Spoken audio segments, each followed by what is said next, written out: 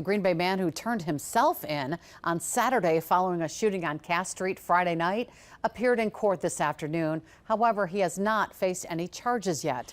Updating a story you first saw at noon, Samantha Cavalli joins us to explain why prosecutors and the defense agreed to hold off on official charges at this time. Samantha. Well, Cami, police were called by an East Side hospital at 7:15 Friday evening about a gunshot wound victim. This call came in at the same time police were called about a reckless driver on Cass Street. Police say the suspect, 23-year-old Michael Putala, turned himself in over the weekend.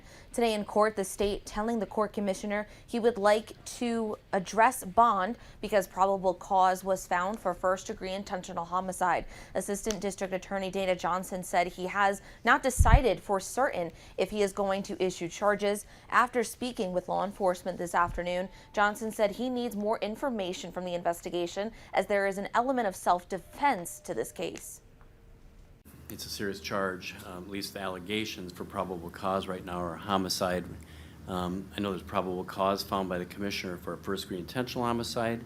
If I do issue charges, I'm going to look at, if it's a homicide, what actual type of homicide. A reckless homicide, an intentional homicide. I can indicate this, based on the nature of the charges and the fact that a firearm was involved in this, that I think a cash bond is appropriate. The court commissioner lowered the state's initial request for bond to $50,000 cash. The victim's family unhappy with the bond amount, believing it should have been set at $1 million. Putala is expected back in court in late July. Cami.